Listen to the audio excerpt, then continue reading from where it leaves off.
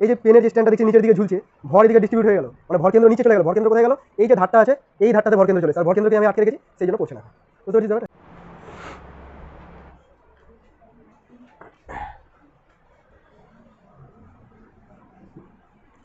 চ্যাপ্টারের নাম হচ্ছে স্থিতিবিজ্ঞান, ইংলিশে বলা হয় স্ট্যাটিক্স।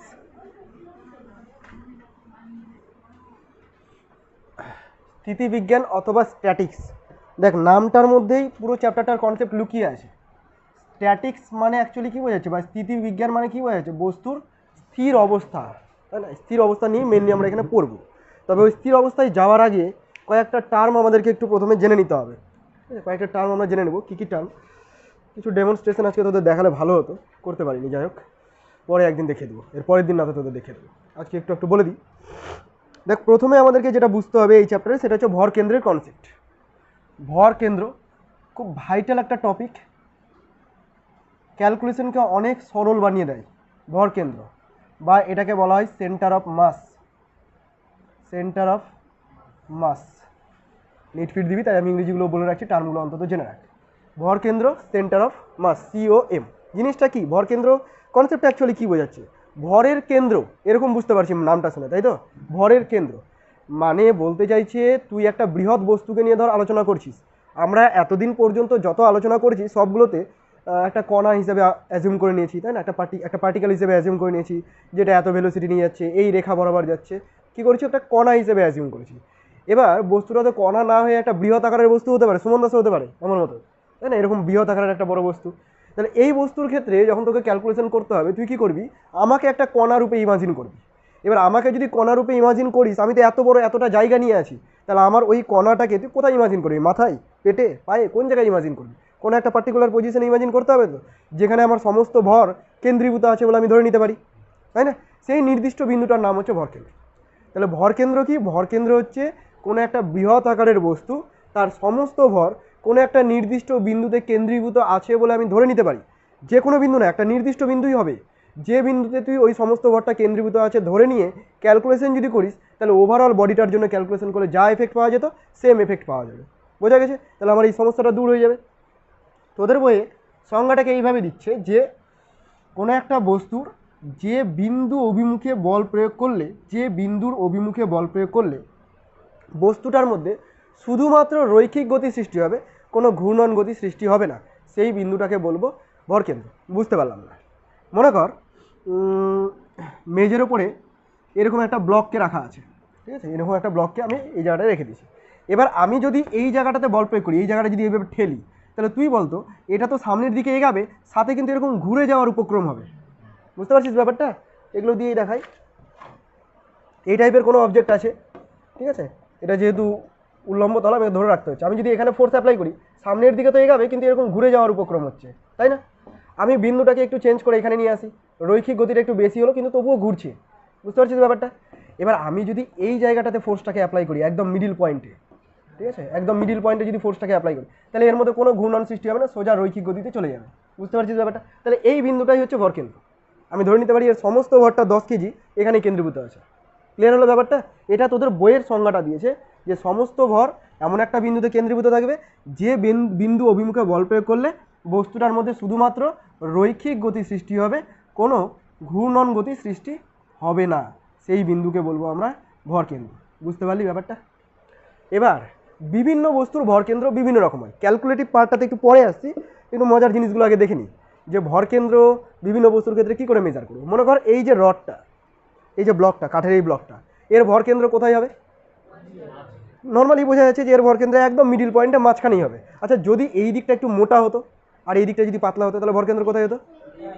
মোটা যেদিকে আছে সেই দিকটা সরে যেত, তাই না? মানে ডেনসিটি যেই দিকে বেশি হচ্ছে ভরকেন্দ্র সেই দিকে সরে যাবে, কারণ ভরকেন্দ্র মানে হচ্ছে ভরের কেন্দ্র, ভর ডিস্ট্রিবিউশন যেন ওইখান থেকে সব দিকে সমান হয়। ব্যাপারটা বুঝতে পেরেছিস?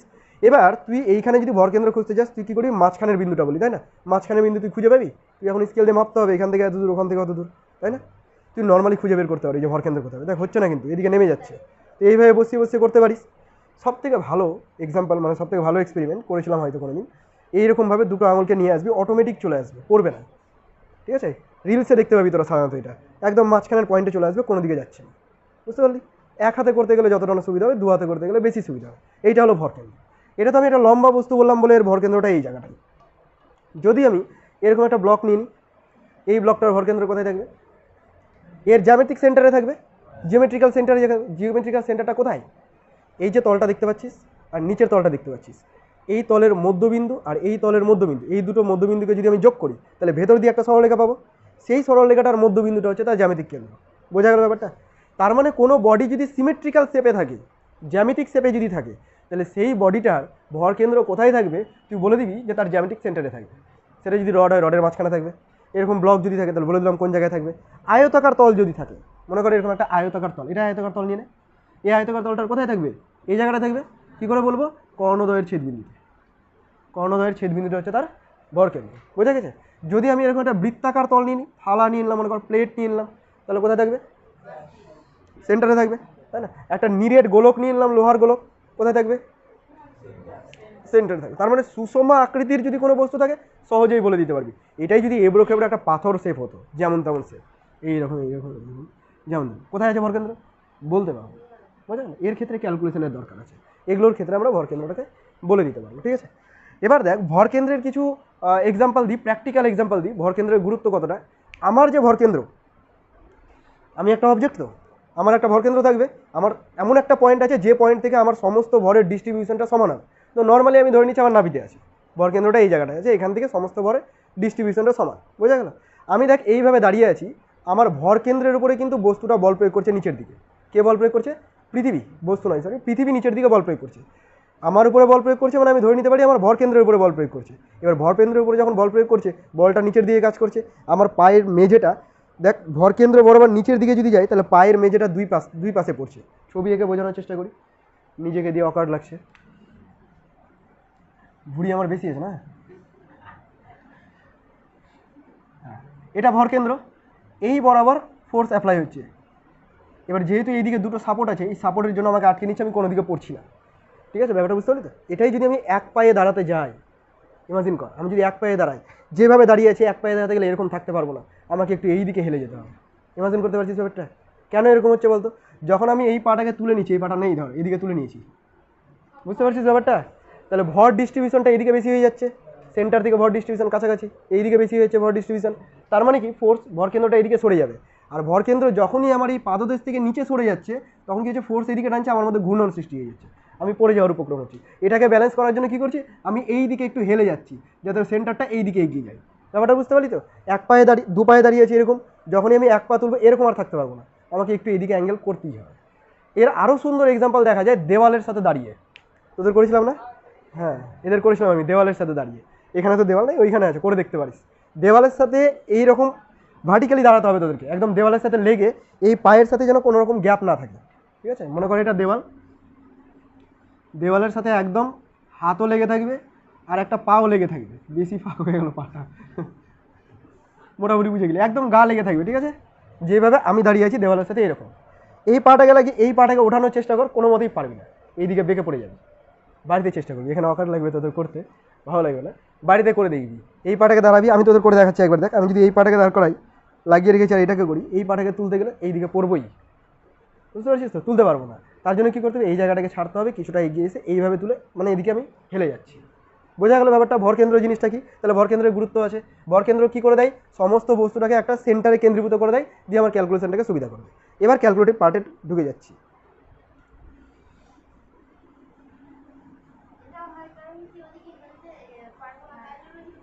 হ্যাঁ, হেলতে পারছি না, এটাই তো ভরকেন্দ্রের ইম্পর্টেন্সটা বোঝালাম, যে ভরকেন্দ্রকে আমি ডিসপ্লেস করতে পারলাম না বলে আমি পড়ে যাচ্ছি।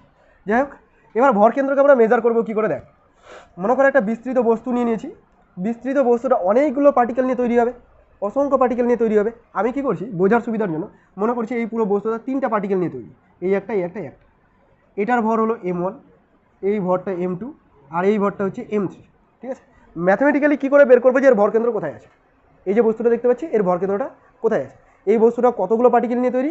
3টে পার্টিকেল নিয়ে তৈরি, আমি ধরে নিচ্ছি, পরে আমি অসংখ্য নিয়ে নেবো এটা।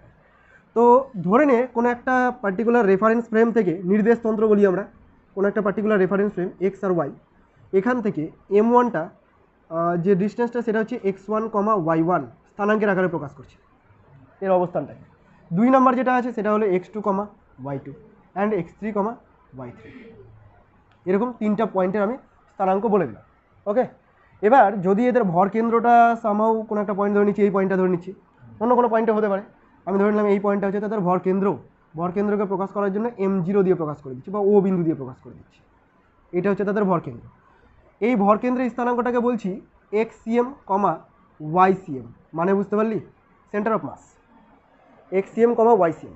তাহলে তুই ম্যাথমেটিক্যালি এটা লিখতে পারিস যে XCM মানে হচ্ছে M1x1 plus M2x2 plus M3x3 divided by M1 plus M2 plus M3। ব্যাপারটা বুঝতে পারলি কী করে ভরকেন্দ্র বের করতে হবে? এটা ভরকেন্দ্রে এক্স স্থানাঙ্কটা বের করেছি শুধুমাত্র, ওয়াইটাকেও বের করবো। তাহলে এক্স স্থানাঙ্ক কী করে বের করবো? M1x1 মানে যেই ভরটা করছি তার এক্স স্থানাঙ্ক, M2 তার স্থানাঙ্ক, M3 এরকম যদি আরও থাকে তাহলে আরও চলবে, ডট ডট ডট ডট যতগুলো থাকবে ততগুলো চলবে, এখানেও same dot dot dot dot থাকবে। তো এটাকে ইন জেনারেল আমি এইভাবে লিখতে পারি, এত বড় সংখ্যা না লিখে এটাকে এইভাবে লেখা হয়। দেখ, এই চিহ্নটাকে বলা হয় সামেশান, জানিস তো চিহ্নটাকে কী বলা হয়? সামেশান। অনেকে এরকম চিহ্ন দিয়ে দিবি, কিন্তু এরকম নয়, ঠিক আছে? লিখতে গিয়ে এই ভুলটা করবি, হবে না। তো এইরকম মানে এমকে ঘুম পাড়াবি, ঠিক আছে? এখানে লিখবি MX, সাফিক্সে লিখে দিবি I। এই আয়ের মানটা কত? আয়ের মানটা হচ্ছে 1 থেকে স্টার্ট করে যত দূর পর্যন্ত হতে পারে, আমি এখানে ইনফাইনাইট নিয়ে নিচ্ছি, বা ধরনের n সংখ্যক পার্টিকেল আছে তাহলে n পর্যন্ত, এটা হচ্ছে লেখার নিয়ম। এর মানে কি? এর মানে হচ্ছে তুই একবার লিখবি M1x1, তারপরে প্লাস, তারপরে লিখবি M2x2 প্লাস, বুঝতে পারছিস ব্যাপারটা? এইভাবে লেখার নিয়মটা হচ্ছে এটা। নিচেও তো একই জিনিস আছে, তাহলে নিচে কি লিখবি? নিচে লিখবি সামেশন MI, I = 1 থেকে যতগুলো পার্টিকেল আছে তত। বুঝতে পারলি তো এক্স স্থানাঙ্ক কী করে বের করতে হবে? সিমিলারলি ওয়াই স্থানাঙ্ক যদি বের করতে হয় তাহলে YCM = M1y1 plus M2y2 dot dot dot, এটাকেও আমি লিখতে পারি summation MIYI by summation MI। কখনো কখনো লিমিট দেয় না, না দিলেও বুঝে নিতে হয় যে এরা বোঝাতে চাইছে, যোগটা বোঝাতে চাইছে। আই দিয়ে বোঝাচ্ছে সংখ্যা, ঠিক আছে? করসপন্ডিং নাম্বারগুলো 1 2 3 4 পরপর চলতে থাকবে, এটি সংখ্যাটা বোঝাচ্ছে। আচ্ছা, আমি এখানে তো 2 ডাইমেনশনাল অবজেক্ট দেখছি, 3 ডাইমেনশনাল হতে পারে, তার মানে জেডও আসতে পারে, তখন ZCM চলে আসবে এখানে। ZCM হয়ে যাবে কি summation MI ZI by summation MI। খুব কি কঠিন? বের করতে পারবো। তোদের তো এতগুলো পার্টিকেলের দিবে না, তোদের খুব বেশি হলে 3টে পার্টিকেলের দিবে, 4টে পার্টিকেলের দিবে। তো জেনারেল ফর্মটা আমি তোদেরকে বলে দিলাম, হয়েছে? এই যে পয়েন্টটা সেন্টার অফ মাস, যেটা ও পয়েন্টটা, সবই তো ও লাগছে দেখতে রে। হ্যাঁ, এই যে পয়েন্টটা সেন্টার অফ মাস, যেটা ও পয়েন্ট আছে, এর স্থানাঙ্ককে যদি আমি অবস্থান ভেক্টর দিয়ে প্রকাশ করি, ভেক্টরে করেছিলাম আর ভেক্টর, আমি এরকম আর দিয়ে প্রকাশ করছি, সেন্টার অফ মাস বোঝানোর জন্য CM লিখে দিলাম। তো এর অবস্থান ভেক্টরটাকে যদি আমি আর দিয়ে প্রকাশ করি তাহলে লেখা যাবে যে আর মানে হচ্ছে XI cap YJ cap plus ZK cap. জানিস তো এটা নাকি? R = XI plus YJ plus ZK, vector ফর্মে এইভাবে লিখতে পারি। XCM মানে তো তুই পেয়ে গেছিস, এখানে YCM পেয়ে গেছিস, ZCM পেয়ে গেছিস, খুব একটা কঠিন কিচ্ছু নেই এর মধ্যে। আমাকে একটা নোট দে তো। ওকে, নোটটা একটু বের কর তোরা। প্রথমেই দেখ ভরকেন্দ্র ডেফিনেশন ছিল, ভরকেন্দ্রের গাণিতিক রূপটা ছিল, হয়েছে এটা। নেক্সট ভরকেন্দ্রের কিছু বৈশিষ্ট্য বলেছে, পাসনি নোট? ভরকেন্দ্রের কিছু বৈশিষ্ট্য বলেছে, এই বৈশিষ্ট্যগুলো ইম্পর্টেন্ট, শুনান একটু বৈশিষ্ট্যগুলো কী কী।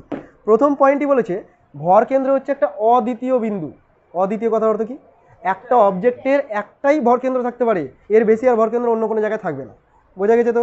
একটা অবজেক্টের একটাই ভরকেন্দ্র থাকতে পারে, একাধিক ভরকেন্দ্র কখনোই থাকতে পারে না। 2 নম্বর পয়েন্টটা ভেরি ভেরি ইম্পর্টেন্ট, ভরকেন্দ্র বস্তুর বাইরেও থাকতে পারে। হ্যাঁ, ভরকেন্দ্র বস্তুর বাইরেও থাকতে পারে। আমি এতক্ষণ পর্যন্ত যতগুলো এক্সাম্পল দিয়েছি সবগুলোতে ভরকেন্দ্র ভেতরেই ছিল। এই দণ্ডটা দেখিয়েছিলাম, তাও মাঝখানে ছিল। বক্স দেখিয়েছি, মাঝখানে ছিল। আমি দেখেছি আমার পেটের নাড়িভুটির মধ্যে ছিল, যে কোনো এক জায়গাতে ছিল, তাই না? কিন্তু এমন কোনো অবজেক্ট আছে কি যার ভরকেন্দ্র বস্তুটার বাইরে অবস্থিত আছে? কি বলতো? ওই যে হাতে চুড়ি পরে আছিস না, বালা বা চুড়ি পরে আছিস যে, তাই না? এইটুকু কেউ পরে নেই? আচ্ছা ঠিক আছে, তোরা ভালো মানুষ। দেখ এদিকে, এইরকম মেটেরিয়াল তো এই বাইরে থাকে, এর ভরকেন্দ্র কোথায় থাকবে? একদম সেন্টারে দেখবে, সেন্টারে কোনো মেটেরিয়ালই নেই। বুঝতে পারছিস তো? ভরকেন্দ্র বাইরে থাকতে পারে। তুই এই বিন্দুর অভিমুখে যদি বল প্রয়োগ করিস তবে এর মধ্যে রৈখিক গতি ক্রিয়েট হবে, ঠিক আছে? তুই যদি এখানে বল প্রয়োগ না করে তুই যদি বলটা এখানে প্রয়োগ করতি, এই জায়গায় যদি প্রয়োগ করতি, তাহলে ঘুরতো না এই জিনিসটা, এইভাবে ঘুরেও যেত, প্লাস সামনের দিকে কিছুটা এগাতো, তাই না? তার মানে ভরকেন্দ্র বস্তুর বাইরেও থাকতে পারে। আমি একটা লোহার রড নিয়ে নিয়েছি, এটা হলো একটা লোহার রড, এর ভরকেন্দ্র আছে মাঝখানে। যখন আমি একে বাঁকিয়ে দেবো, বাকি একটা সার্কেল তৈরি করে দেবো, আর কি মাঝখানে থাকলো, কোথায় চলে গেলো, ফাঁকা জায়গাটায় চলে গেলো, সেন্টারে চলে গেলো, বোঝা গেছে? তার মানে তুই এটা বলতে পারিস যে ভরকেন্দ্র বস্তুর আকৃতির উপরও ডিপেন্ড করে, তাই না? আমার নাড়িভুটিতে বললাম, এবার আমি ধর গোল হয়ে ঘুরে গেলাম, তাহলে ভরকেন্দ্র বাইরে চলে আসলো, বুঝতে পারছিস তো? তার মানে আকার আয়তন এগুলোর উপর ডিপেন্ড করছে। 3 নম্বর পয়েন্টটা হয়ে গেল। সুষম ঘনত্ব বিশিষ্ট বস্তুর ক্ষেত্রে ভরকেন্দ্র কোথায় থাকবে? তার জ্যামিতিক কেন্দ্রে থাকবে, বলে দিয়েছি এটা আমি। ওকে, 5 নম্বরে বলেছে ভরকেন্দ্রের ভরবেগ সংরক্ষিত থাকে। এই পয়েন্টটাতে আমি একটু ক্যালকুলেশন দিয়ে পরে আসছি। আপাতত জেনে রাখ যে ভরকেন্দ্রের ভরবেগ সবসময় সংরক্ষিত থাকবে। ভরবেগের সংরক্ষণ সূত্র পড়েছি না আমরা, সেই সংরক্ষণ সূত্রটাই। আর 6 নম্বর বলেছে যে বস্তুর ঘনত্ব যেই দিকে বেশি হবে ভরকেন্দ্র সেই দিকে শিফট করে যাবে। বুঝতে পারলি ব্যাপারটা তো? তাহলে ভরকেন্দ্রের, যেমন আমি ওই দণ্ডটার ক্ষেত্রে এক্সাম্পল দিলাম যে একদিকটা একটু যদি বেশি মোটা করে দিই তাহলে ভরকেন্দ্র এই দিকটাতে শিফট হয়ে যাবে। ক্লিয়ার হয়েছে? এই ভরকেন্দ্র রিলেটেড আমার একটা ভিডিও আছে, কেউ কি দেখেছিস? দেখিস নি? ওই জায়গাটায় আমি দেখিয়েছি যে একটা পেনকে, দেখেছিস না? বাকিরা তো দেখিস নি, শুনে নে। এই যে পেনটা, এই পেনটার নিপটা আমি আমার হাতের উপর যদি রাখতে চাই সহজে থাকবে না, পড়ে যাবে, তাই না? এই জিনিসটাকে আমি হাত ছাড়া না ধরে এইভাবে হাতের উপরে রেখে দেখেছি, ফেলে দিতে চাইছি, পড়তে চাইছে না, এখন পড়ে যেতে চাইছে, রাখতে চাইছি। আর একটুখানি যদি এর মধ্যে আমি চেঞ্জ নিয়ে আসি তাহলে দেখা যাবে যে ফেলে দিতে চাইবে, এই পড়তে চাইবে না। এখন আমার কাছে নেই এই জিনিসটা, আমি সময়ের অভাবে করতে পারিনি, তা তো করে রাখতাম, তোদেরকে দেখাতাম। কী করেছি বলতো? এইখানে একটা তারকে জড়িয়েছি, মেটালিক তার, ঠিক আছে, যে মেটালিক তারগুলো হয়, ওই তারগুলোকে জড়িয়ে নিচে কয়েন বেঁধে দিয়েছি, মানে ভারী করেছি। ভারী করার ফলে কী হয়েছে, এই যে পুরো সিস্টেমটা দেখছিস তার সহ এটা একটা বস্তু হয়ে গেছে। আমি এখানে ছবিটা আঁকি, এই হলো পেন, ঠিক আছে? এখন তো এটা শুধুমাত্র অবজেক্ট আছে, আর যখনই আমি এখানে একটা তার পেঁচিয়ে এইভাবে নিচে একটা ভারী বস্তুকে ঝুলিয়ে দিলাম তাহলে এই পুরো সিস্টেমটা কিন্তু এখন একটা বস্তু হিসেবে কাজ করছে, ঠিক আছে? যখন আমি এদিকে ভারী বস্তু ঝুলিয়ে দিলাম ডেনসিটি এদিকে বেড়ে গেল, আর ডেনসিটি বেড়ে গেল মানে কি, ভরকেন্দ্র মাঝখান থেকে এখন শিফট করে এদিকে চলে আসবে। আমি এটাকে ম্যানিপুলেট করেছি, মানে ভরটাকে বাড়িয়ে বাড়িয়ে দেখেছি কখন আমি রাখতে পারছি, দিয়ে ভরটা এতটা বেশি করেছি যে ভরকেন্দ্র একদম নিপে চলে এসছে, একদম এই নিপটাতে চলে এসছে। যখন এই নিপটাতে চলে আসবে তখন এই আর নিচের দিকে পড়তে যাবে না, কারণ ভরকেন্দ্রকে তো আমি আটকে রেখেছি। যখন এই যে সিচুয়েশনটা, এখানে কিছু আটকায়নি, ভরকেন্দ্র কোথায় আছে, এখানে আছে, আমি ভরকেন্দ্রের উপর বল প্রয়োগ করছি না, রাখতে পারছি না, তাই না? ভরকেন্দ্র যখনই এখানে চলে আসবে তখন কিন্তু আর নিচে পড়বে না। ব্যাপারটা বুঝতে পারলি তো? বাড়িতে গিয়ে ভিডিও দেখবি, আমার ফার্স্ট ভিডিও চ্যানেলের প্রথম ভিডিও, মানে সাউন্ড অফ করে দিবি, সাউন্ড শুনবি না, সাউন্ড ছাড়া ভিডিওটা দেখবি। ওটা প্র্যাকটিক্যালি করে করে দেখতে হবে, সময় লাগবে, মানে এক্সপেরিমেন্টালি তুই ম্যাথামেটিক্যালি পরিমাপ করতে পারবি না। একটা কয়েন বসালি ধর হলো না, তারপরে একটা পেনের ছিপি বসালি, এইভাবে বসে বসে দেখবি কখন হচ্ছে। বুঝতে পারলি ব্যাপারটা? স্ট্যান্ডিং স্কেলটা ঠিক বলেছি, সেটাও মনে পড়ে গেলো। স্ট্যান্ডিং স্কেলের ক্ষেত্রেও তোদেরকে দেখিয়েছিলাম। স্ট্যান্ডিং স্কেলের ক্ষেত্রে কী দেখিয়েছিলাম, এটারও ভিডিও আছে। স্কেল কই, এই যে স্কেল, হ্যাঁ, এই স্কেলটাকে টেবিলের উপর রেখেছিলাম, এটা টেবিল, এই যে স্কেলটা, এটাকে যদি আমি এইভাবে রাখি থাকবে, পড়ে যাবে, তাই না? এইভাবে যদি রাখি পড়ে যাবে, কিন্তু এটার উপরে পেন লাগিয়ে এটাকে জাস্ট এরকম স্টেবল রাখা যায়। ঠিক আছে, করে দেখি হয় কিনা। আচ্ছা, তো আমার কাছে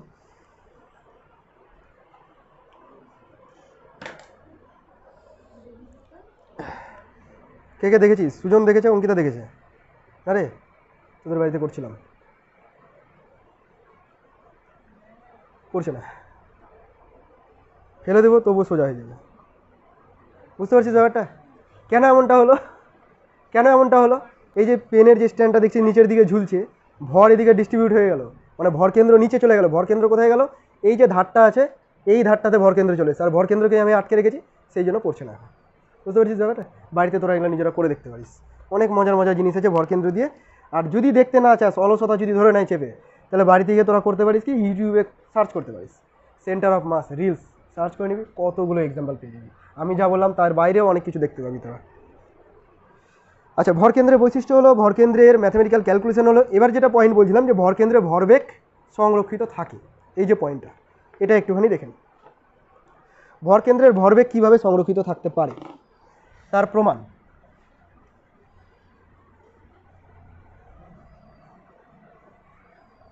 ভরকেন্দ্রের অবস্থান ভেক্টরকে তো এটা লেখাই যায়, তাই না? এটাকে আমি এইভাবে লিখছি, summation MI XI by summation MI I cap. Similarly এখানেও থাকবে, এই একই জিনিস না লিখতে বিরক্ত লাগে, তোদেরও লাগবে, লিখবি summation MI ZI by summation MI K cap, এরকম আছে তো? কি I cap J cap K cap দিয়েছি তো। ও তুই জিজ্ঞাসা করছিস কিছু? ও আচ্ছা, ভেক্টর তুই করিস নি, ওই জন্য সমস্যা হচ্ছে তো। এই আই ক্যাপটা হচ্ছে এক্স অক্ষ বরাবর ডাইরেকশনকে প্রকাশ করে, এটা ওয়াই অক্ষ বরাবর ডাইরেকশনকে প্রকাশ করে, মানে ডাইরেকশন ভেক্টর। আর এটা জেড অ্যাক্সিস বরাবর ডাইরেকশনকে প্রকাশ করে। আপাতত এইটুকু জেনে রাখ যে আই জে কে লেখা হয়। সবার নিচে সামেশন এমআই আছে না, লসাগু করতে পারি, কমন নিয়ে দিকে গুণ করে দিতে পারি। তো আমি করছি কি এরকম, আর C M vector summation MI is equal to বাকিগুলোকে এদিকে রাখছি। বাকিগুলোর মধ্যে প্রত্যেকটাতে এমআই আছে না, এরকম কাটা যায় না সামেশনের মধ্যে, এটা গুণ করতে হবে আগে, গুণ করার পর কাটাকাটি। তো দেখ আমি এটাকে তো টেনে নিয়ে চলে গেছি, একবারে করার চেষ্টা করছি, সামেশন এমআইটাকে বের করে নিয়ে চলে গেছি, তাহলে পড়ে আছে এটা এটা আর এটা, সবাইকে যোগ করছি। যোগের মধ্যে দেখ এমআই সবার মধ্যে আছে, এমআইটাকে কমন নিয়ে তুই এরকম বলতেই পারিস, বুঝতে পারলি কি না, I cap J cap and K cap, এরকমটা তুই বলতেই পারিস, ঠিক আছে। আচ্ছা, এই যে সামেশন এমআই, এই কথাটার অর্থ কী, মানে ছোটো ছোটো পার্টিকেলগুলোকে যোগ করো, ছোটো ছোটো ভরগুলোকে যোগ করো, তাহলে আমি টোটাল ভর পেয়ে যাবো না। তার মানে এটা হচ্ছে মোট ভর, মোট ভরকে আমি ক্যাপিটাল এম দিয়ে প্রকাশ করছি, মোট ভরটাকে ক্যাপিটাল এম, পুরো বস্তুটার ভর। তাহলে এম ইন্টু আর সি এম হয়ে গেল জায়গাটা, এম ইন্টু আর সি এম। এই পার্টটাতে কী পাওয়া যাচ্ছে দেখ, এই পার্টটাতে পাওয়া যাচ্ছে summation MI into R I, পাচ্ছিস কিনা বল, এটা আর আই ভেক্টর অবশ্যই, আর মানে হচ্ছে X I Y J Z K, যেহেতু আই দিয়ে সাফিক্স আছে তাই আই দিয়ে সাফিক্স লিখেছি আমি। তার মানে এটা কী বোঝাচ্ছে, এটা এক একটা পার্টিকেলের এমআই আর আই বোঝাচ্ছে, এম ওয়ান আর ওয়ান প্লাস এম টু আর টু প্লাস এম থ্রি আর থ্রি, এভাবে চলছে। আর এদিকে নর্মালি কী পেয়ে গেছি, এম আর সি এম পেয়ে গেছি, ঠিক আছে। সব দিকে যদি তুই ডেরিভেটিভ করে দিস, ডি ডিটি বা টি দিয়ে যদি ডিভাইড করে দিস, তাহলে বেগ পেয়ে যাবি। ডেরিভেটিভ যদি করিস এটা হবে এরকম, ডি আর সি এম ডিটি, এই জিনিসটা একটু অপরিচিত লাগবে তোদের, ডি আর সি এম ডিটি মানে ডেরিভেটিভ অপারেট করলাম। সিমিলারলি এখানেও তোকে ডেরিভেটিভ অপারেট করতে হবে, ডি আর আই ডিটি, ঠিক আছে। দুই দিকে আমি ডেরিভেটিভটাকে অপারেট করলাম। এতে করে সুবিধা কী হলো, এই যে ডি আর বাই ডিটি, এটাকে তো বেগ বলতে পারি, এটাকে বেগ বলতে পারি না, বেগের রিলেশন ছিল মনে করে দেখ, বেগ equal to D R DT এরকম ছিল, তাহলে এটাকে বেগ বলতে পারি। বেগটা কার, সেন্টার অফ মাসের, তাহলে এখানে লিখে দেবো V C M, centre of মাসের ভেলোসিটি। আর এই দিকে দেখ সামেশন এমআই, এটাও তো ভিআই হবে, এই ভিটা কার, এটা হচ্ছে আইতম পার্টিকেল, মানে 1 নম্বর পার্টিকেল, 2 নম্বর পার্টিকেল, 3 নম্বর পার্টিকেল পর পর থাকবে। কী দাঁড়ালো জিনিসটা, এটাকে আর এক লাইন লিখে দিই বুঝতে সুবিধা হবে, V C M vector is equal to M one V one M two V two, যোগগুলোকে ভেঙে লিখছি, plus dot dot dot dot. কী বোঝালো দেখ, প্রত্যেকটা পার্টিকেলের যদি আলাদা আলাদা করে তুই ভরবেগগুলোকে যোগ করিস, তাহলে ভর কেন্দ্রের ভরবেগের সমান হচ্ছে, বুঝতে পারলি। এটাই বলেছিল ওই কনসেপ্টটাতে, যে ভর কেন্দ্রের ভরবেগ সংরক্ষিত থাকে, তুই আলাদা আলাদা পার্টিকেলের ভরবেগ টোটাল যোগ করলে যা হবে, ভর কেন্দ্রের ভরবেগটা বের করতে গেলে ওই একই জিনিসই হবে। হয়েছে, অসুবিধা নেই বুঝতে এতটুকু, ওকে। এগুলো থিওরি পার্ট তোদের আসবে না, শুধু জেনে রাখ এই লাইনটা যে আমি বললাম, এই লাইনটা জেনে রাখ যে ভর কেন্দ্রের ভরবেগ সংরক্ষিত থাকে। আচ্ছা, ভর কেন্দ্রের অবস্থান নিয়ে কিছু পয়েন্ট বলে দিয়েছি ওখানে, দেখ আয়তক্ষেত্রাকার বস্তু, বৃত্তাকার পাত, ত্রিভুজাকার পাত, তোদের এক্সাম্পল আমি দিয়ে দিয়েছি কয়েকটা, আরও হয়তো কয়েকটা নতুন পেয়ে যাবি, যেমন চোঙ আছে, আয়ত ঘনক আছে, এগুলো তোরা একটু দেখে নিস যে কোথায় কোথায় ভরকেন্দ্র থাকতে পারে। এতক্ষণ পর্যন্ত আমরা শুধুমাত্র ভরকেন্দ্র বললাম, এবার পড়ব বলের ভ্রামক।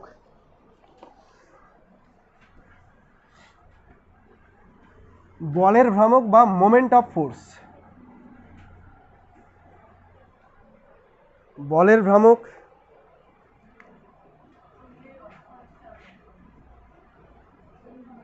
বা মোমেন্ট অফ ফোর্স, বলের ভ্রামক বা মোমেন্ট অফ ফোর্স, এগুলো জানিস আইসিসি বোর্ডে, সিবিএসসি বোর্ডে ক্লাস 9-এ শেখানো, ক্লাস 9-এর বাচ্চাকে এগুলো পড়াচ্ছি, আর বেঙ্গলি বোর্ডে এসে 11-এ পড়াচ্ছি। এমন নয় যে 9-10-এ ছিল না, ছিল, কিন্তু জোর দিয়ে পড়ানো হয় না, মুখস্থ করে পার করে দেওয়া হয়, ওই জন্যই পিছিয়ে যায় সব। বলের ভ্রামক বা মোমেন্ট অফ ফোর্স জিনিসটা কি সেটা আগে একটু বুঝি। কোনো একটা বস্তু, কোন বস্তু নেব, একটা বড় সড়ো বস্তু নিই, এরকম একটা ব্লক নিয়ে নিয়েছি, ব্লকটার সেন্টার কোথায় আছে, এখানে আছে তাই তো, এই জায়গাটায় সেন্টার আছে, এই জায়গাটাকে আমি ফিক্সড করে এইভাবে চেপে ধরে রেখেছি, নড়তে দিব না, ঠিক আছে। আর এই জায়গাটায় ফোর্স অ্যাপ্লাই করছি, তাহলে বস্তুটার মধ্যে কি গতি পাওয়া যাবে, ঘূর্ণন গতি পাওয়া যাবে, এইভাবে ঘুরে যাবে, বুঝতে পারছিস ব্যাপারটা। এই দেখ এই পেনটাকে আমি এইভাবে ধরে রেখেছি, আর এখানে ফোর্স অ্যাপ্লাই করবো, কী হবে, ঘুরে যাবে এইভাবে, তাই না। তাহলে এই বিন্দুটা হচ্ছে তার স্থির বিন্দু, এখান দিয়ে আমি একটা অক্ষ কল্পনা করতে পারি। অক্ষ মানে কি, এই বিন্দুর মধ্যে দিয়ে যে রেখাটা গেছে তাকে বলবো আমরা অক্ষ, যার সাপেক্ষে ঘুরে যাচ্ছে, ক্লিয়ার হয়েছে। এই পয়েন্টটার রেসপেক্টে আমি এখানে একটা ফোর্স অ্যাপ্লাই করছি, ফোর্সটার ভ্যালু কত, ধরে নে এফ, এই পরিমাণ ফোর্স অ্যাপ্লাই করছি, ঠিক আছে। এর ডাইরেকশন কোন দিকে, এর ডাইরেকশন হচ্ছে এইভাবে ওপরের দিকটা, এটা হচ্ছে তার ডাইরেকশন। কার ডাইরেকশন? ফোর্সের ডাইরেকশন। তুই কী করবি, যে বিন্দুটার রেসপেক্টে এই অবজেক্টটা ঘুরছে সেই বিন্দুটা বা অক্ষটার থেকে এই বলের ক্রিয়ারেখা মানে যে রেখা বরাবর কাজ করছে, এই বলের ক্রিয়ারেখার লম্ব দূরত্বটাকে মেজার করবি। লম্ব দূরত্ব কোনটা, এটা তো লম্ব দূরত্ব মানে বুঝতে পারছিস তো, সব থেকে মিনিমাম ডিস্টেন্স যেটা হবে। আমি তো ডিস্টেন্স এরকমও নিতে পারতাম, এটাও নিতে পারতাম, কিন্তু এটা তো লম্ব দূরত্ব না। লম্ব দূরত্ব হতে হবে ওর থেকে যেন লম্বভাবে থাকে, তাহলে এই পয়েন্টটা, ঠিক আছে। দূরত্বটা কত বলে দিলাম আমি, আর, ঠিক আছে। এই আর ফোর্সকে নিয়ে একটা রাশি তৈরি করা হয় এম, আর ইন্টু ফোর্স। এটাকে বলা হয় বলের ভ্রামক বা মোমেন্ট অফ ফোর্স। এটাকে বলা হয় বলের ভ্রামক বা মোমেন্ট অফ ফোর্স। কী আছে এর গুরুত্ব, কেন আমরা নতুন করে এই রাশিটাকে নিয়ে পড়ব? এই রাশিটার গুরুত্ব হচ্ছে যে সংজ্ঞাটা এইভাবে দেওয়া হয় যে কোনো বস্তুর ওপর প্রযুক্ত বল এবং অক্ষ থেকে ওই বলের ক্রিয়ারেখার লম্ব দূরত্ব, এই দুই রাশির সমন্বয়ে এমন একটা রাশি তৈরি হয় যেই রাশিটা ওই বস্তুর ঘূর্ণনের জন্য দায়ী। আরেকবার বলি, কোনো বস্তুর ওপর ক্রিয়াশীল বল এবং ওই বস্তুর অক্ষ সাপেক্ষে বলের ক্রিয়ারেখার লম্ব দূরত্ব, এই দুটো রাশির সমন্বয়ে এমন একটা রাশি তৈরি করা যায় যে রাশিটা ওই বস্তুর ঘূর্ণনের জন্য দায়ী। সেই রাশিটাকে বলবো আমরা বলের ভ্রামক। আচ্ছা, একটা ছোট্ট এক্সাম্পল দিই দরজার ক্ষেত্রে। এই দেখ, এটাকে দরজা বানাই, কত কাজে লাগছে রে এত দাম দিয়ে কিনলাম এগুলো কাজে লাগার জন্য। আচ্ছা, এটা হলো দেওয়াল আর এইটা হচ্ছে দরজা, ঠিক আছে। ইমাজিন কর এই দরজাতে তুই যদি এই সব জায়গায় ফোর্স অ্যাপ্লাই করিস, যতটা সহজে ঘোরাতে পারবি, তুই যদি এখানে ফোর্সটা অ্যাপ্লাই করিস অত সহজে কিন্তু ঘোরাতে পারবি না। এটা তো ছোটো জিনিস বলে ঘুরিয়ে দিচ্ছি আমি, কিন্তু দরজার ক্ষেত্রে তুই খেয়াল করে দেখবি যত কবজার কাছাকাছি এসে বল প্রয়োগ করবি তত তোকে বেশি ফোর্স অ্যাপ্লাই করতে হবে। বুঝতে পারছিস ব্যাপারটা? তাহলে দেখ, এই বস্তুটাকে ঘোরানোর জন্য শুধুমাত্র বলের প্রয়োজন নেই, এই অক্ষ থেকে লম্ব দূরত্বেরও প্রয়োজন আছে। লম্ব দূরত্ব যদি বড় করে দিই তাহলে আমাকে ফোর্স কম অ্যাপ্লাই করতে হচ্ছে, লম্ব দূরত্ব যদি কাছে করি তাহলে ফোর্স আমাকে বেশি অ্যাপ্লাই করতে হচ্ছে। ব্যাপারটা বুঝতে পারছিস তো? আচ্ছা, তার মানে শুধুমাত্র যে ফোর্স বস্তুটাকে ঘোরাচ্ছে তা নয়, কিন্তু কে ঘোরাচ্ছে? ফোর্স এবং এই যে দূরত্ব, এদের দুজনের সমন্বয়ে একটা রাশি তৈরি হয়েছে যাকে মোমেন্ট অফ ফোর্স নাম দিয়েছি। এই রাশিটা দায়ী ওই বস্তুটাকে ঘোরানোর জন্য, ঠিক আছে। অবশ্যই এটা একটা ভেক্টর কোয়ান্টিটি। যদি তুই ভেক্টরিক্যালি লিখতে চাস তাহলে এরকম লিখবি, M vector is equal to R vector cross A vector, ঠিক আছে। ক্রস প্রোডাক্টে চলবে, এটা কিন্তু ক্রস না, এটা নর্মালি গুণ। তুই এফ আর লিখতে পারিস, আর এফ লিখতে পারিস, যেমন কিছু লিখতে পারিস, কিন্তু ভেক্টরে লিখতে গেলে অবশ্যই রেডিয়াসটাকে আগে লিখতে হবে, ডিস্টেন্সটাকে মানে ডিসপ্লেসমেন্টটাকে আগে লিখতে হবে। বোঝা গেছে এতটুকু? ভ্রামক কথার অর্থ ঠিক তো বলেছিস, ভ্রামক কথার অর্থ কী বলবো, মুশকিলে পড়ে গেলাম। ঠিক আমিও ভাবিনি, যাই হোক ভাবনা চিন্তা করে বলবো, ঠিক আছে। ভ্রামক ওয়ার্ডটার মানে না মনে পড়ছে না আপাতত, খুঁজে টুজে তোকে বলবো ভ্রামক কি, বলের ভ্রামক কি, এটুকু বুঝে গেলি আপাতত। এত সুন্দর একটা কোশ্চেন করলি হ্যাঁ সত্যি আমাকেও ভাবিয়ে দিলি, এরকম ভাবে আমি ভাবিনি কোনো দিন তো। বলের ভ্রামক কি, ভ্রামক মানে কি, বল বল বল।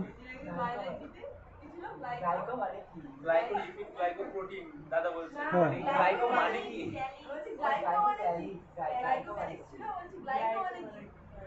কি গ্লাইকো মানে কি, বেরিয়েছে কিছু? যাই হোক, এরকম কোশ্চেন আমাদের কখন আসতো বলতো? গ্র্যাজুয়েশনে আসতো। গ্র্যাজুয়েশন ইংলিশ টার্ম পড়তাম তো, ধর এরকম চলে আসলো ভিসকোসিটি। হ্যাঁ, তখন স্যারকে জিজ্ঞাসা করতাম ভিসকোসিটি মানে কি, তো মানে তো আর বলতে পারতো না, বলতো কি মানে বুঝে লাভ নেই, জিনিসটা কি বোঝাতে চাইছে সেটা বুঝে নেই, এটা দিয়ে কী করা যায় সেটা বুঝে নেই। তো এরকম ব্যাপার। ভ্রামক কি সত্যি আমি কোনোদিন ভাবিনি। ভ্রামকের বাংলা মানে, বাংলায় তো ওয়ার্ড এটা, কিন্তু বাংলাতে অ্যাকচুয়ালি কী বোঝায় তা জানি না, ঠিক আছে। মোমেন্ট অফ ফোর্স, যাক টার্মটা কী কাজে লাগবে, খাই না দায় কী করে, এটা বুঝে গেছিস ব্যাস। ভ্রামকের একক কী হবে বলতো এই রাশিমালা দেখে? ভ্রামকের একক কী হবে? হ্যাঁ, সেন্টিমিটার ডাইন। এটা সিজিএস পদ্ধতি বললি, এসআই পদ্ধতিতে কী হবে? Newton metre. আচ্ছা, মানে মিটার নিউটন একই কথা। আচ্ছা, মাত্রা কী হবে রে? বলের মাত্রা তো mlt -2, আর এখানে দৈর্ঘ্য আছে আবার, তাহলে এল কী দাঁড়ালো এটা? ml square t -2। বলতে পারবি এটা কোন রাশির মাত্রা ছিল? এরকম আরেকটা রাশির মাত্রা ছিল, কার্য। ভেরি গুড, এটা কার্যের মাত্রা। কার্যে কী ছিল? বল গুণিত সরণ। দেখ এখানে বল গুণিত সরণই এসছে, কিন্তু টার্মটা আলাদা, আবার গুলি দিস না যেটা কার্য রাশি, ওটা কার্য আলাদা ছিল, বল প্রয়োগ করার ফলে কতটা ডিসপ্লেস হয়েছে, আর এখানে দূরত্ব না, এটা এখানে হচ্ছে এদের মধ্যে দূরত্বটা কত। তো যাই হোক, তোকে কখনো কখনো কোশ্চেন এটাও করতে পারে যে বলের ভ্রামক নিচের কোন রাশিটির সাথে সমমাত্রিক, ওখানে অপশানে দিয়েছে কার্য, তোকে বুঝে নিতে হবে, কার্যর বদলে শক্তি বলে দিতে পারে, বুঝে নিতে হবে। ঠিক আছে, এরকম অনেক রাশি পাবো যাদের মাত্রাটা একই হবে কিন্তু রাশিগুলোর মিনিং আলাদা। ক্লিয়ার হয়েছে তো? বইয়ে আমি এমটাকে কোনো কোনো জায়গায় ক্যাপিটাল জি দিয়েও প্রকাশ করেছি, আরটাকে ডিস্টেন্স ডি দিয়েও প্রকাশ করেছি, প্রকাশ করলেই হলো, তুই বুঝতে পারলেই হবে। যেহেতু ভেক্টর রাশি তাহলে এর তো কিছু একটা ডাইরেকশন থাকবে নাকি, ভেক্টর রাশি মানে কিছু একটা ডাইরেকশন থাকবে তো। এবার ডাইরেকশন কোন দিকে ধরবো, দেখ এর ডাইরেকশন কোন দিকে হয়, ভেক্টর প্রোডাক্ট একটু চলে যা, যদি ভেক্টর প্রোডাক্ট আমার কাছে করে থাকিস যদি মনে থাকে কী করতাম, C vector is equal to A vector cross B vector, তাই না? এরকম বলতাম যে এটা যদি এ ভেক্টর হয় অ্যান্ড এটা যদি বি ভেক্টর হয় তাহলে এরা যে তলটাতে আছে সেই তলের সাথে লম্ব যে ডাইরেকশনটা সেটা সি ভেক্টরের ডাইরেকশন, এরকমই বলেছিলাম। আচ্ছা এরকমভাবে বুঝ, এটা হলো এ ভেক্টর, এটা হলো বি ভেক্টর, এরা একটা তলে আছে, এই তলের সাথে লম্ব যে ডাইরেকশনটা মানে এই ডাইরেকশনটা হচ্ছে সি ভেক্টর, ভেক্টর প্রোডাক্ট যখনই পাবি তখনই এরকম ডাইরেকশন হবে। তো সেম এই জিনিসটাও, ফোর্সের ডাইরেকশন কোন দিকে, এই দিকে, ডিসপ্লেসমেন্ট কোন দিকে, এই দিকে, মানে এই তলটাতে আছে, এই তলের সাথে লম্ব ডাইরেকশন কোন দিকে, এইদিকেও হতে পারে, ওই ভেতরের দিকেও ঢুকতে পারে, যে কোনো একদিকে যেতে পারে, তাহলে এটা হচ্ছে তার ডাইরেকশন। এবার আমি এই যে মোমেন্ট অফ ফোর্সটা আছে এটার প্লাস পজিটিভ এবং নেগেটিভ মান দেখব, কখন মোমেন্ট অফ ফোর্সকে পজিটিভ হিসেবে ধরা হয় আর কখন মোমেন্ট অফ ফোর্সকে নেগেটিভ হিসেবে ধরা হয়। যখন কোনো বস্তু ঘড়ির কাঁটার বিপরীত দিকে ঘুরে যাবে, এ ধর অবজেক্টটা এরকম আছে, আমি একে এদিকে ফোর্স অ্যাপ্লাই করে এইভাবে ঘোরাচ্ছি, এটা ঘড়ি কাঁটার দিকে ঘুরছে না বিপরীতে ঘুরছে, ঘড়ি কাঁটার বিপরীতে ঘুরছে, তাহলে এর মোমেন্ট অফ ফোর্স হবে পজিটিভ। বিপরীত মানে পজিটিভ, ফিজিক্সে ঘড়ির কাঁটার বিপরীত যেখানে পাবি সেখানেই পজিটিভ। ঠিক আছে, আবার যদি ধর এরকমভাবে অবজেক্ট আছে আমি এদিকে ফোর্স অ্যাপ্লাই করছি, কোন দিকে ঘুরছে, ঘড়ির কাঁটার দিকে ঘুরছে, তাহলে এটা কিন্তু নেগেটিভ। অবশ্যই মনে রাখবি পয়েন্টটা হচ্ছে এইটা, একটা ফিক্সড পয়েন্ট থাকবে যে পয়েন্টের রেসপেক্টে এইদিকে ঘুরছে, বুঝতে পারলি তো ব্যাপারটা, এটা এইদিকে ঘুরছে মানে ঘড়ি কাঁটার দিকে, এই জিনিসটা কিন্তু ইমাজিন করতে হবে যে পয়েন্ট কোথায় আছে সেই পয়েন্টের রেসপেক্ট আমি ধরবো। ধরুন আমি এখানে পয়েন্টটাকে ফিক্সড করে দিয়েছি একদম মিডিলে, ফোর্সটা অ্যাপ্লাই করছি এইদিকে, বলতো কোন দিকে ঘুরছে, এটা তো এদিকে যাচ্ছে, এটা তো নিচের দিকে যাচ্ছে, এবার বল ঘড়ি কাঁটার দিকে না বিপরীতে, ঘড়ির কাঁটার দিকেই ঘুরছে, এটাও দিকে যাচ্ছে এটাও দিকে যাচ্ছে, দুটোই যাচ্ছে, গুলিয়ে দিবি না, তার মানে কি হয়ে গেলো, এটা নেগেটিভ মোমেন্ট অফ ফোর্স। বোঝা গেছে কোনটা পজিটিভ কোনটা নেগেটিভ, ক্লকওয়াইজ আর অ্যান্টি ক্লকওয়াইজ। ওকে, অনেকটাই শিখে গেছিস। আচ্ছা এরপরে একটা বড় সড়ো থিওরি ছিল, খুব ইম্পর্টেন্ট ছিল থিওরিটা, বাট যেহেতু এমসিকিউ থিওরিটা করাবো না। থিওরিটা কী জিনিস মানে কি ওর মধ্যে এক্সপ্লেন করতে সেটা বুঝিয়ে দিচ্ছি আর রাশিমালাটা লিখে দিচ্ছি, ঠিক আছে? অনুভূমিক বৃত্তাকার পথে ঘূর্ণনশীল গাড়ির উল্টে না পড়ার শর্ত করেছিলি ইসে, বৃত্তীয় গতিতে গাড়ি পিছলে না পড়ার শর্ত, বৃত্তাকার পথে যখন বাঁক নিচ্ছিল, ব্যাংকিং করে দেওয়া হচ্ছিল, মনে পড়ছে না জিনিসগুলো? ওরই একটা পার্ট, ছোট্টখাট্ট একটা পার্ট, যে গাড়ি উল্টে না পড়ার শর্ত। দুটো জিনিস আছে, একটা হচ্ছে পিছলে পড়া, একটা হচ্ছে উল্টে পড়া, দুটো আলাদা জিনিস কিন্তু, শুনে নে ভালো করে। গাড়ি পিছলে যাওয়া আর গাড়ি উল্টে যাওয়া দুটো আলাদা ঘটনা। দেখ মনে কর গাড়ি আঁকবো, আঁকছি, মানে গাড়ি সামনের দিক থেকে দেখছি, ঠিক আছে? এটা তো কেমন হয়ে গেল, পাশ থেকে হয়ে গেল, কেমন করে আঁকবো রে, পারছি না, বুঝে নে, সামনের দিক থেকে দেখছি এটা, ঠিক আছে?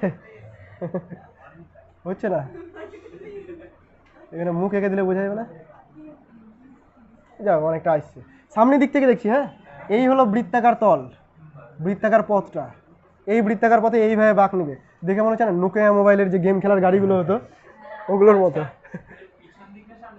ওটাই তো আমিও বুঝতে পারছি না, ভাষাই বলে দিচ্ছি, ওটা বুঝে নে। হ্যাঁ, সামনে দিক আরও ভালো হবে, দাঁড়া আমি এটা এইভাবে আঁকি, এত কায়দা না করে, এই হলো গাড়ির সামনে দিক, ঠিক আছে? এই হলো গাড়ির সামনে দিক, এই বৃত্তাকার পথে বাঁক নিচ্ছে এইভাবে। এবার দেখ দুটো কেস হতে পারে, এর গাড়ির স্পিডের উপর ডিপেন্ড করে এটা স্লিপ করে এদিকে সরে যেতে পারে, অথবা কী হতে পারে এই চাকাটা এখানে থেকে এই চাকাটা পুরোপুরি উল্টে যেতে পারে, এইভাবে উল্টে যেতে পারে, তাই না? দু ধরনের ঘটনা হতে পারে। তোরা বলতে পারবি কার ক্ষেত্রে উল্টে যাওয়ার সম্ভাবনা বেশি, গ্রাউন্ডের কাছাকাছি মানে ছোট গাড়ির ক্ষেত্রে না বড় গাড়ির ক্ষেত্রে, কার ক্ষেত্রে উল্টে যাওয়ার সম্ভাবনা বেশি? একটু ভাব, একটু ভাব। একটা মারুতি সুজুকি আছে মনে কর, ছোটো ন্যানো টাইপের, হ্যাঁ, ওটা সহজে উল্টে যাবে নাকি একটা বড় লরি মাল বোঝাই করা লরি আছে সেটা সহজে উল্টে যাবে? মাল বোঝাই করা লরিটা সহজে উল্টে যাবে। তো এটার ম্যাথমেটিক্যাল ক্যালকুলেশন দেখবো কেন ওটা উল্টে যাবে এটা উল্টাবে না। স্লিপ করার যদি ব্যাপার আসে তাহলে নিচের যে ছোটো গাড়িটা সেটা আগে স্লিপ করে যাওয়ার সম্ভাবনা থাকবে, বোঝা গেছে? তা আমরা এখানে কি করছি, আমরা স্লিপ করে যাওয়ার শর্ত দেখছি না, স্লিপ করে যাওয়ার শর্ত পড়েছিলাম আমরা বৃত্তীয় গতি চ্যাপ্টারে। বৃত্তীয় গতি চ্যাপ্টারে পড়েছিলাম যে ম্যাক্সিমাম ভেলোসিটি হতে হবে √μ/g, এই ভেলোসিটি থেকে বেশি ভেলোসিটি নিয়ে যেতে গেলেই স্লিপ করে যাবে বা পিছলে যাবে, ঠিক আছে? আমরা এখানে দেখবো গাড়ি উল্টে না পড়ার শর্ত। তো উল্টে না পড়ার শর্ত হচ্ছে দেখ, ওটাই বলছি কেন পিছলে, সবই বলবো। দেখ এই এই হলো একটা গাড়ি, হ্যাঁ, এর ভর কেন্দ্র থাকবে তোরে, কোথায় ভর কেন্দ্র থাকবে? এখানে থাকবে, এই জায়গাটায় ভর কেন্দ্র থাকবে। আচ্ছা, গ্রাউন্ড থেকে ভর কেন্দ্রের কিছুটা একটা হাইট আছে, এই হাইটটাকে আমি এইচ দিয়ে প্রকাশ করব। আর এই যে দুটো চাকা দেখতে পাচ্ছিস, এদের মধ্যবর্তী কিছু ডিস্টেন্স আছে, আমি ধরে নিচ্ছি ভর কেন্দ্রগামী অক্ষর থেকে এই ডিস্টেন্সটা হচ্ছে এস, তাহলে এটাও এস হবে। এমন তো না যে একটা চাকা এখানে আছে একটা চাকা দূরে থাকবে, সমান সমান দূরত্ব থাকবে, এটা এস মানে এটাও এস। তো যাই হোক, তুই কী কী ধরলি, যে গ্রাউন্ড থেকে ভর কেন্দ্রের উচ্চতা হচ্ছে এইচ, হাইট, আর কি করলি, ভর কেন্দ্রগামী অক্ষ সাপেক্ষে চাকার দূরত্ব কত, এস। বুঝতে পারলি তো? এবার এখান থেকে অনেক বড় ক্যালকুলেশন করে করা যায়, মনে কর মনে মনে ক্যালকুলেশন করে নিয়েছি, ক্যালকুলেশন করে দেখানো যায় যে ভেলোসিটিটা হয় √s/g/h। ক্যালকুলেশনটা একবার দেখে নে, এক পাতার ক্যালকুলেশন আছে, কোনো প্রয়োজন নেই তোদের করার এখন, ঠিক আছে? ওই পরের পেজে চলে যা, দেখ v0 = লেখা আছে √s/g/h। পেয়েছিস কিনা জিনিসটা? এই ব্রেকটা কি প্রকাশ করছে? এই ব্রেকটা প্রকাশ করছে হচ্ছে গাড়ি উল্টে না পড়ার ম্যাক্সিমাম ভেলোসিটি। যদি এর থেকে বেশি ভেলোসিটি নিয়ে চলতে শুরু করে তাহলে গাড়ি উল্টে পড়বে। খেয়াল করে দেখ এই ভেলোসিটিটা কিসের উপর ডিপেন্ড করছে? এক হচ্ছে ভর কেন্দ্র থেকে চাকার দূরত্বের উপর ডিপেন্ড করছে, আর দুই হচ্ছে এই গ্রাউন্ড থেকে ভর কেন্দ্রের উচ্চতার উপর ডিপেন্ড করছে। ক্লিয়ার হলো ব্যাপারটা? আর হচ্ছে বৃত্তপথের ব্যাসার্ধ, মানে রাস্তাটার ব্যাসার্ধ, রাস্তার ব্যাসার্ধ তো আর তুই ম্যানিপুলেট করতে পারছিস না, ওটা ফিক্সড আছে। এইখান থেকে এবার বলি যে লম্বা গাড়ি কেন সহজে উল্টে যায় আর ছোট গাড়ি সহজে উল্টায় না কেন, স্লিপ করে যায় কেন? দেখ, লম্বা গাড়ি যত হবে, এই যে এইচ এর মানটা আছে, এইচ এর মানটা তত ইনক্রিজ করবে না, তত বৃদ্ধি পাবে। এখানে দেখ এইচ এর মান যদি ইনক্রিজ করে যায় তাহলে ভি এর মান কিন্তু ডিক্রিজ করে যাবে, মানে মানটা ছোট হয়ে যাবে, তাই তো? তার মানে কি ভেলোসিটির মান কমে যাচ্ছে, যত বড় গাড়ি হবে তার ভেলোসিটির মান তত কমে যাচ্ছে। কোন ভেলোসিটিটা কমে যাচ্ছে? পিছলে পড়ার ভেলোসিটি, উল্টে যাওয়ার ভেলোসিটিটা কমে যাচ্ছে। তো মনে কর উল্টে যাওয়ার ভেলোসিটিটা হয়ে গেছে 5 মিটার/সেকেন্ড, তার মানে 5 মিটার/সেকেন্ড ভেলোসিটিতে এর থেকে বেশি ভেলোসিটি দিতে গেলেই গাড়ি উল্টে যাবে, ঠিক আছে? আমি এই হাইটটাকে আরও বড় করে দিলাম, মনে কর দোতলা বাস চলছে, এখানে দোতলা বাস চলতে গেলে এইচটা আরও বড় হয়ে গেল, তার মানে এই মানটা আরও বড় হয়ে যাবে, এটা আরও ছোট হয়ে যাবে, হয়ে গেল 2 মিটার/সেকেন্ড, তার মানে এর ম্যাক্সিমাম ভেলোসিটি কত? 2 মিটার/সেকেন্ড। এর থেকে বেশি ভেলোসিটি নিতে গেলে উল্টে যাবে, বুঝতে পারছিস? হাইট যত বেশি হবে তত সহজেই উল্টে যাবে। ক্লিয়ার? এই জন্য কখনো বাসে যদি যাস আর তোর যদি মনে হয় যে বাস খুব স্পিডে চলছে, বাঁক নিচ্ছে, উল্টে হয়তো যাবে, কেমন ভয় ভয় লাগছে, এরকম হয় না মাঝে মাঝে? হয় না? মনে হয় কি যে আমি বোধহয় চেপে ধরে রাখবো, গাছটা এদিকে যাবে না, হয়তো আমারও হয়েছে, এই জন্য বলছি, ফিল করেছি। মানে ড্রাইভারের ভয় লাগে না, আমার ভয় লাগে যে যেভাবে গাড়ি চালাচ্ছে বোধহয় উল্টে গেল কি গেল, তখন কি রড ধরে সিট ধরে তুই মনে হচ্ছে এদিকে ঠেলছিস যেন, ঠিক আছে? তো ওইটা না করে তোর যদি কখনো মনে হয়, তুই কী করবি, দাঁড়িয়ে না থেকে বসে যাবি। কেন বললাম বসে যেতে? মাটিতে বসে যাবি, মেঝেতে, তোকে তো বাঁচতে হবে, তুই বসে যাবি। কেন বসে যাবি বলতো? বসে গেলে কেন দুর্ঘটনাটা এড়ানো যাবে সহজে, কে বলতে পারবি? আরে বাসটা উল্টে যাওয়ার কথা বলছে, তুই পড়ার কথা না। তুই যখন এখানে দাঁড়িয়ে আছিস, দেখ তুই যখন মনে কর বাসের মধ্যে দাঁড়িয়ে আছিস, তোর হাইট এতটা, যখন তুই বসে যাবি তখন তোর হাইট হয়ে গেল এইটুকু। তো ভর প্রথম দিকে ডিস্ট্রিবিউটেড ছিল উপরের দিকে, এখন ভর নিচের দিকে ডিস্ট্রিবিউটেড হয়ে গেল, মানে ভর কেন্দ্র নিচের দিকে নেমে গেল, আর ভর কেন্দ্র নিচের দিকে নেমে গেল মানে হাইট কমে গেল, হাইট কমে গেল মানে ভেলোসিটি, ম্যাক্সিমাম প্রবাবল ভেলোসিটি বেড়ে গেল, তখন একটু বেশি ভেলোসিটি নিয়ে বাঘটা নিতে পারবে, উল্টে যাবে না সহজে। একজনের বসাতে কিছু হবে না, জাস্ট একটা এক্সাম্পল দিলাম। রেসিং কার দেখেছিস তো? রেসিং কারগুলো দেখেছিস একদম গ্রাউন্ডে পারলে শুয়ে শুয়ে চালাবে, এরকম ব্যাপার, তাই না? পাটা এদিকে এরকমভাবে চালানো হয়, পা এরকমভাবে মেলে থাকে, দুটো পা, এটা বডি, হ্যাঁ এখানে স্টিয়ারিং থাকে এইরকমভাবে, মানে পাটাকেও নিচের দিকে রাখে না, এরকম মেলে দিয়ে যতটা পারবে ঘুমিয়ে যাওয়ার চেষ্টা করে। কেন করে এটা বলতো? যত গ্রাউন্ডের নিচু লেভেলে থাকবে তত সহজে উল্টাবে না, ভর কেন্দ্রটা নিচের দিকে নেমে গেল, ওই জন্য রেসিং কারগুলো এরকম করা হয়। বুঝতে পেরেছিস ব্যাপারটা, রেসিং কার কেন এরকম করা হচ্ছে? তো যাই হোক, মোটামুটি বুঝে গেলি। আর যদি পিছলে পড়ার ব্যাপার আসে তাহলে এই ভি এর মানটা আমাকে দেখতে হবে, ভি = √μ/g। এখানে মিউটা হচ্ছে ঘর্ষণ গুণাঙ্ক, ঘর্ষণ চ্যাপ্টার পরিচিত আমরা, চাকার সাথে পথের যে ঘর্ষণ, সেই ঘর্ষণের মানের উপর এই ভিটা ডিপেন্ড করছে, হয়েছে? এবার কোনো গাড়ি উল্টে যাওয়ার আগে পিছলে যাবে নাকি পিছলে যাওয়ার আগে উল্টে যাবে, মানে এটা বুঝ ব্যাপারটা। একটা গাড়ি স্পিড নিয়ে চলছে, এমনও হতে পারে যে গাড়িটা স্লিপ করে চলে গেল, ওর পাশে ওর পেছনে আর একটা গাড়ি এসে ওই ভেলোসিটিতেই আসছে, কিন্তু ওই গাড়িটা আবার মানে ওই ভেলোসিটি নিয়ে এসে পিছলে না গিয়ে উল্টে গেল। কেন এমনটা হবে বলতো? হয়তো গাড়ি দুটোর লেন্থ মানে হাইট কম বেশি আছে, যার হাইট কম আছে সে পিছলে যাবে, কারণ তার এই ভেলোসিটিটা আগেই অ্যাচিভ করে যাবে, আর যার হাইট ওপরে আছে সে কী হবে, উল্টে যাবে, তার এই ভেলোসিটিটা আগে অ্যাচিভ করে যাবে। বুঝতে পারছিস ব্যাপারটা? কখন কোনো গাড়ি পিছলে যাবে না উল্টে যাবে সেটা কিসের উপর ডিপেন্ড করবে?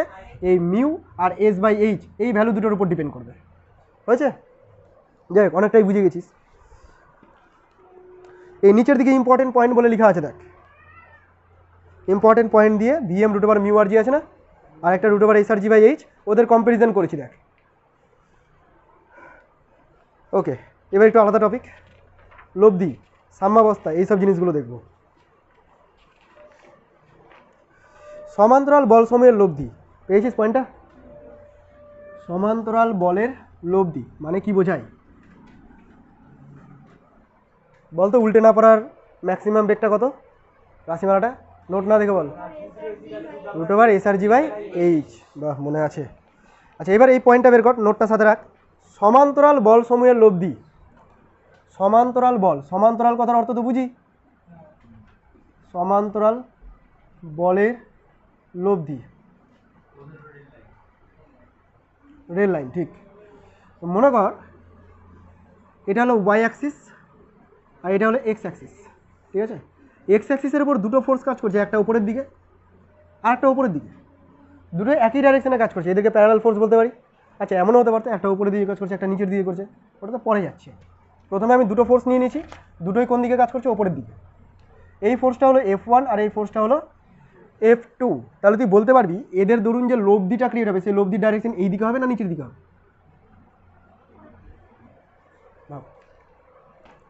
এই দুটো বলের জন্য, বল এটা এদিকে কাজ করছে, এটা এদিকে কাজ করছে। মনে করো একটা বস্তু আছে, বস্তুকে ওপরের দিকে টানছে, এ ওপরের দিকে টানছে, তাহলে এর লব্ধি কোন দিকে হবে? ওপরের দিকে না নিচের দিকে? ওপরের দিকে কাজ করবে। ধর আমি বস্তু, আমাকে হাত ধরে একজন এদিকে টানছে আর একজন এদিকে টানছে, আমি পিছনে চলে যাবো না সামনের দিকেই যাবো? সামনেই যাবো। তার মানে রেজাল্ট্যান্ট কোন দিকে কাজ করছে? সামনের দিকে কাজ করছে। তাহলে বলের অভিমুখ যদি একই দিকে থাকে তাহলে লব্ধির ডাইরেকশনটা এদিকেই হবে।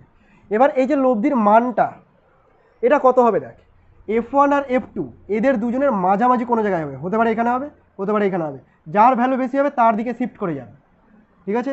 রেজাল্ট্যান্টের ভ্যালুটা কার দিকে শিফট করে যাবে? জ্যামিতিক লেখার নিয়ম এটা, যার ভ্যালুটা বেশি হবে তার দিকে শিফট করে যাবে। ইমাজিন কর এদিকে কেউ একজন টানছে 10 নিউটন বলে, আর এদিকে একজন টানছে 2 নিউটন বলে, আমি কি মাঝখান বরাবর যাব? কোন দিকে যাব? 10 নিউটনের দিকে বেঁকে যাব। সেম জিনিসটা ওখানেও, যার ফোর্সের মান বেশি তার দিকে লব্ধিটা শিফট করে যাবে। এখানে আমি কি দেখাতে চাইছি? এখানে দেখাতে চাইছি ডিস্ট্যান্সের সাথে লব্ধির সম্পর্ক। মনে কর এটা ও বিন্দু, এটা এ বিন্দু, এটা বি বিন্দু, এটা সি বিন্দু, বইয়ের সাথে মিল রেখে বলছি।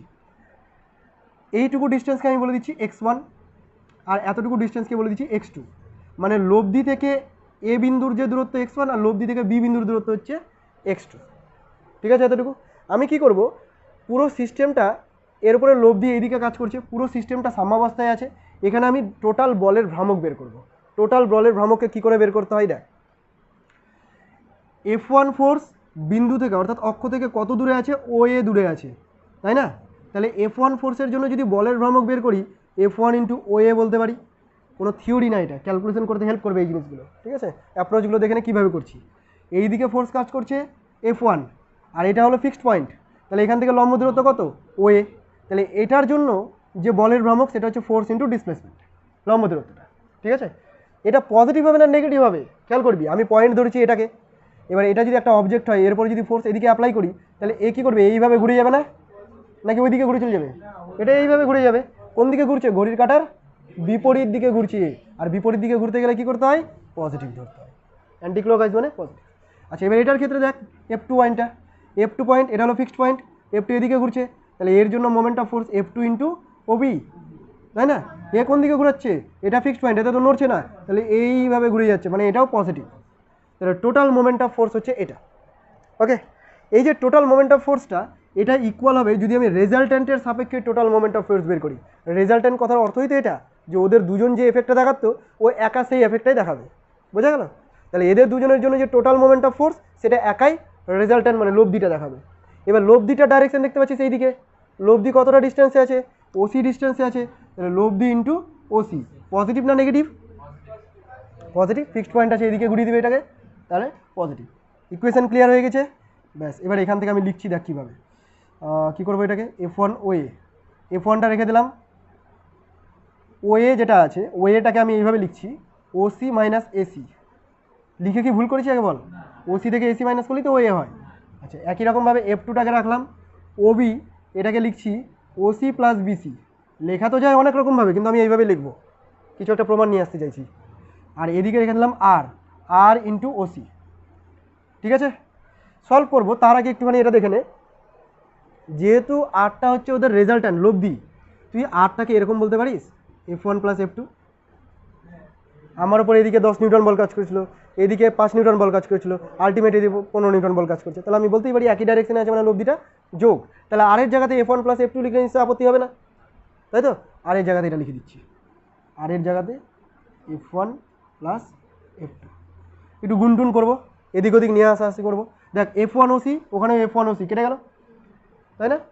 এখানে কি আছে F2 OC, ওখানে F2 OC কেটে গেল, তাহলে এখানে পড়ে থাকছে কোনটা মাইনাস F1 AC পড়ে থাকছে, আর এখানে পড়ে থাকছে F2 BC is equal to 0।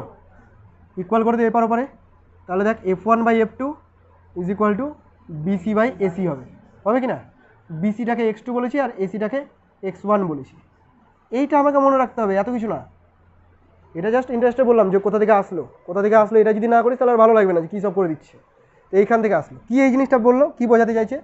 যদি দুটো ফোর্স একই ডাইরেকশনে থাকে এবং এদের রেজাল্ট্যান্ট যদি সি বিন্দু দিয়ে কাজ করে, তাহলে রেজাল্ট্যান্ট থেকে এই ফোর্সের যে ডিস্টেন্স এবং রেজাল্ট্যান্ট থেকে এই ফোর্সের যে ডিস্টেন্স অর্থাৎ X2 বাই X1, এই অনুপাতটা তাদের ফোর্সের অনুপাতের ব্যস্তানুপাতিক।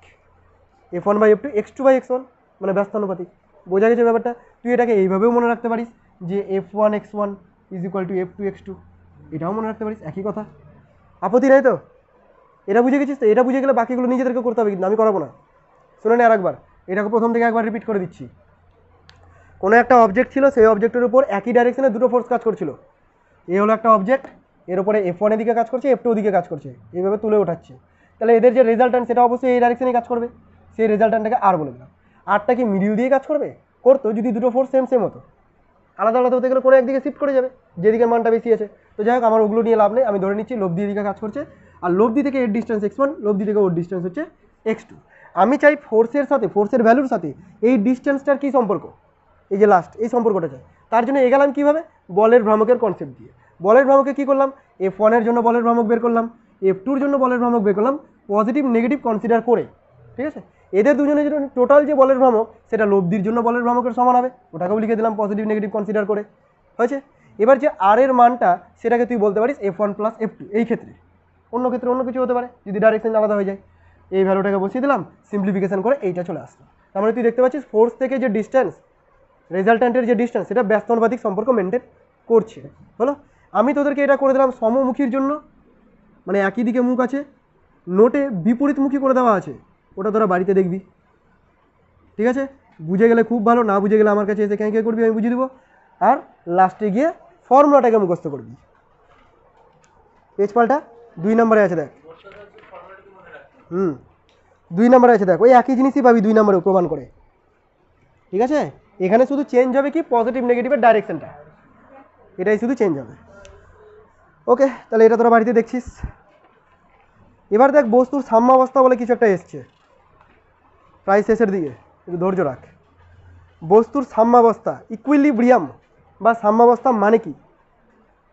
মানে কি রে সাম্যাবস্থা বা ইকুইলিব্রিয়াম মানে? তুই বল, অনিন্দিতা বল, আমাকে জিজ্ঞাসা করলি না ভ্রামক মানে। তুই বল সাম্যাবস্থা মানে কি? সাম্যাবস্থা মানে কি? কেউ সার্চ কর না রে, ভ্রামকের বাংলা অর্থটার মানেটা কি? গুগলে সার্চ কর, ভ্রামক মানে জিনিসটা কি। সত্যি তো মানেটা জানতে হবে না? এখনই কর, আমার জানার খুব ইচ্ছা। ভ্রামক প্রথম নাম শুনছিস তো? বাংলায় লিখতে পারবি? যাই হোক, সাম্যাবস্থাটা বলি একটু দেখ। ইকুইলিব্রিয়াম বা সাম্যাবস্থা মানে কি বোঝাচ্ছে? সাম্যাবস্থা মানে আমরা শুধু এটাই বুঝি যে আমি এই যে চুপচাপ দাঁড়িয়েছি এটা হলো সাম্যাবস্থা। শুধুমাত্র এটা সাম্যাবস্থা না, এই যে ফ্যানটা ঘুরছে এও সাম্যাবস্থায় আছে। এখন কোথায় সাম্যাবস্থায় আছে? ও তো নড়াচড়া করছে, নড়ছে, ঘুরছে, তাই না? সাম্যাবস্থার মিনিংটা আগে বুঝে নে। সাম্যাবস্থা বা ইকুইলিব্রিয়াম মানে এটা নয় যে স্থান পরিবর্তন করা। ইকুইলিব্রিয়াম বা সাম্যাবস্থার কথার অর্থ হচ্ছে হয় বস্তুটা স্থির অবস্থায় আছে, না হয় বস্তুটা সমবেগে গতিশীল আছে। ঠিক আছে? না হলে সমকৌণিক বেগে ঘুরছে, যেমন ফ্যানের কথা বললাম, সমকৌণিক বেগে ঘুরছে, ওর কি বেগ বাড়ছে কমছে? একটা কনস্ট্যান্ট স্পিডে ঘুরে যাচ্ছে, তাই না? সমকৌণিক বেগে ঘুরছে, অথবা সমবেগ সমকৌণিক বেগ দুটো একসাথেই আছে। মোট কথা অ্যাক্সেলারেশন যেন এর মধ্যে না থাকে, কোনো ত্বরণ যেন এর মধ্যে ক্রিয়েট না হয়। যদি ত্বরণ ক্রিয়েট হয়ে যায় তাহলে আর ইকুইলিব্রিয়াম কন্ডিশন আমি বলতে পারবো না, বোঝা গেল? তাহলে ত্বরণ থাকতে পারে না এমন কন্ডিশন কি হতে পারে? আমি রেস্টে আছি, আমার মধ্যে কোনো ত্বরণ নাই, আমি কনস্ট্যান্ট বেগে সাইকেল চালিয়ে যাচ্ছি, মনে কর সাইকেলই আছে আমার, ওই জন্য সাইকেল চালিয়ে যাচ্ছি, কনস্ট্যান্ট বেগে সাইকেল চালিয়ে যাচ্ছি, ঠিক আছে? তাহলে এটার ক্ষেত্রে কি হচ্ছে, কোনো অ্যাক্সেলারেশন হচ্ছে না, তাহলে আমি ইকুইলিব্রিয়ামে আছি, বোঝা গেল? সমকৌণিক বেগে যেমন ফ্যানটা স্পিডে ঘুরেই যাচ্ছে, একটা কনস্ট্যান্ট বেগ নিয়ে ঘুরছে, এখন আমি সুইচ অফ করবো, ও ধীরে ধীরে ধীরে ধীরে বেগটা কমাবে, ওটা কিন্তু আর ইকুইলিব্রিয়াম হবে না। কিন্তু এই যে এতক্ষণ ধরে ঘুরেই যাচ্ছে, এটা হচ্ছে ইকুইলিব্রিয়াম পজিশন।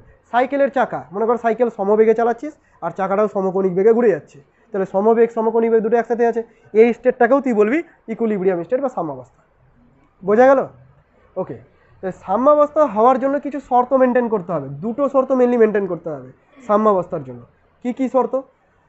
1 নম্বর শর্ত হচ্ছে বস্তুটার উপর মোট রৈখিক বল বলতে কিছু না, নর্মালি বল, বস্তুটার উপর মোট বল বা লব্ধি বল শূন্য হতে হবে। কি বললাম?